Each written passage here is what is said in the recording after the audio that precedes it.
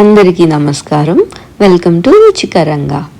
ఈరోజు ఎగ్ బిర్యానీ ఎలా చేయాలో చూపిస్తున్నాను.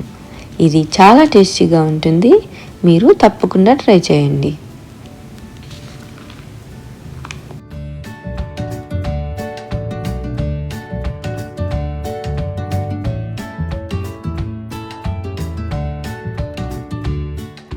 ఎంతో టేస్టీగా ఉండే ఈ ఎగ్ బిర్యానీని ఎలా చేసుకోవాలో చూద్దాము. ముందుగా 6 to 8 ఎగ్స్ని తీసుకొని బాయిల్ చేసుకోవాలి.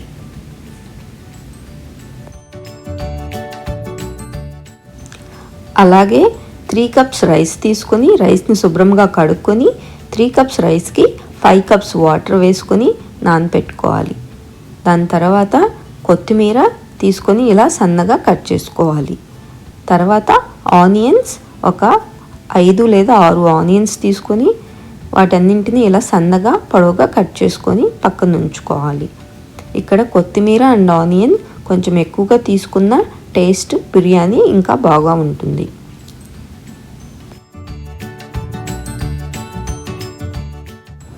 ముందుగా రైస్ని బాయిల్ చేసుకోవడానికి ఒక గిన్నె పెట్టుకొని దానిలో 1 టేబుల్ స్పూన్ ఆయిల్ వేసుకోవాలి. అలాగే 2 teaspoons నెయ్యి వేసుకోవాలి. ఇది హీట్ అయ్యాక కొంచెం షాహీ జీరా,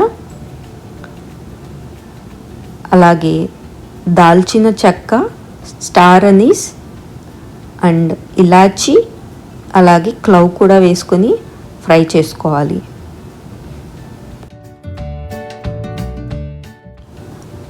అలాగే 1 teaspoon జింజర్ గార్లిక్ పేస్ట్ వేసుకొని ఫ్రై చేసుకోవాలి. ఇది పచ్చివాసన పోయేంత వరకు ఫ్రై చేయాలి. ఇది ఫ్రై అయినాక మనం కట్ చేసి పెట్టుకున్న కొత్తిమీరను కూడా యాడ్ చేసి ఫ్రై చేసుకోవాలి.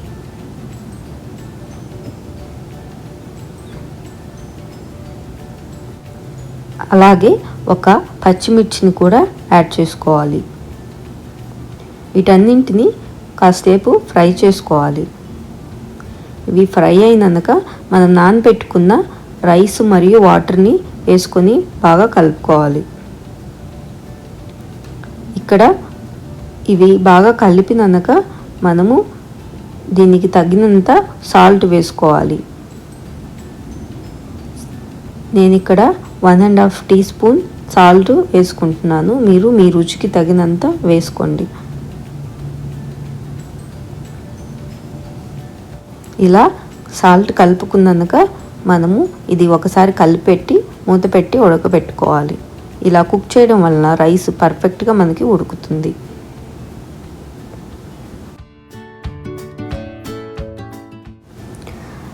ఆ తర్వాత మనము బాయిల్ చేసుకున్న ఎగ్స్ అన్నింటినీ ఇలా హాఫ్కి కట్ చేసుకోవాలి. ఇవి హాఫ్కి కట్ చేసి పక్కన పెట్టుకోవాలి. అలాగే మనం మరొక పొయ్యి మీద ప్యాన్ పెట్టుకొని 2 tablespoons ఆయిల్ వేసుకోవాలి. దానికి ఒక 1/2 teaspoon సాల్ట్ వేసుకోవాలి. అలాగే ఒక 1/2 teaspoon పసుపు వేసుకోవాలి. అలాగే ఒక 1/2 teaspoon మిర్చి పౌడర్ వేసుకోవాలి.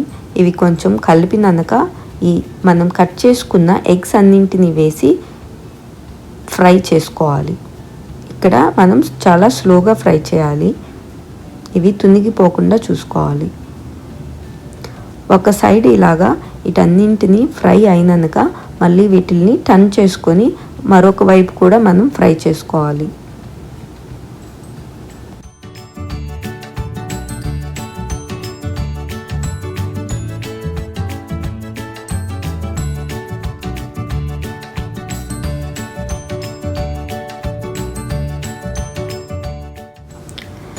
ఇలా చక్కగా ఫ్రై అయిన ఎగ్స్ అన్నింటిని మనం ఒక ప్లేట్లో తీసుకొని పక్కన ఉంచుకోవాలి.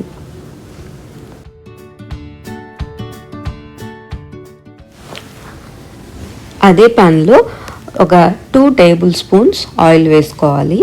దానిలో ఒక 2 cloves, ఒక స్టార్ అనీస్, అలాగే కొంచెం దాల్చిన చెక్క, అలాగే దాంట్లో కట్ చేసుకున్న ఆనియన్స్ వేసి బాగా ఫ్రై చేసుకోవాలి.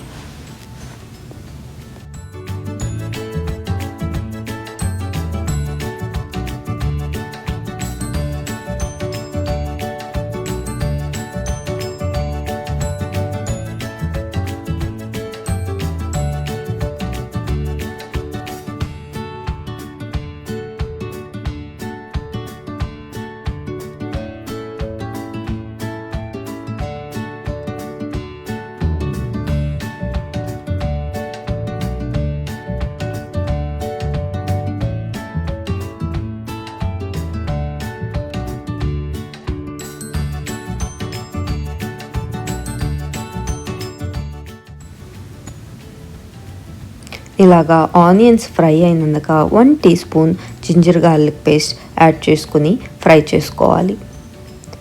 ఇది ఫ్రై అయినాక మసాలాస్ని యాడ్ చేసుకోవాలి.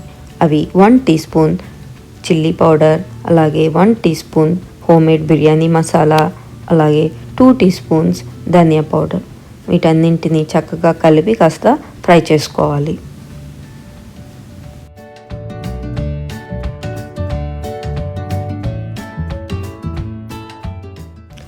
అలాగే 1 టీ స్పూన్ సాల్ట్ కూడా యాడ్ చేసుకొని కలుపుకోవాలి.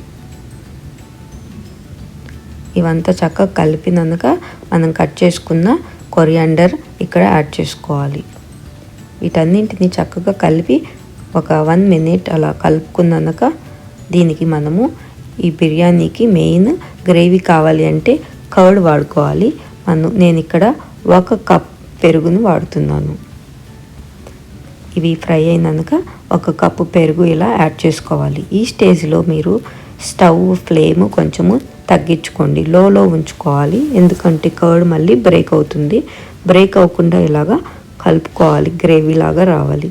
దీని అంతటిని చక్కగా ఇలా బాయిల్ అయ్యేంత వరకు బాయిల్ చేసి మనం ఫ్రై చేసుకున్న ఎగ్స్ని ఇక్కడ యాడ్ చేసుకోవాలి.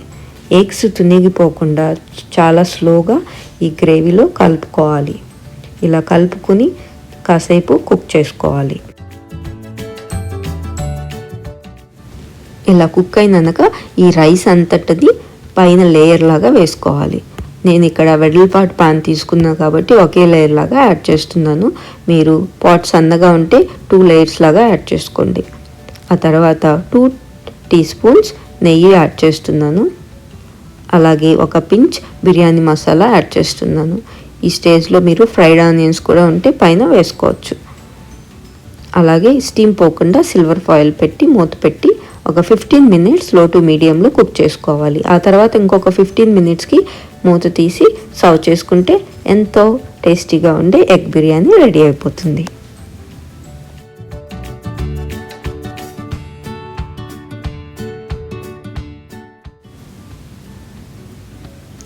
ఎంతో రుచికరంగా ఉండే ఎగ్ బిర్యానీ రెడీ. మీరు తప్పక ట్రై చేయండి. మీకు ఎలా వచ్చిందో కామెంట్ సెక్షన్లో కామెంట్ చేయడం మర్చిపోకండి. Thank you for watching. Please like, share, subscribe to రుచికరంగా.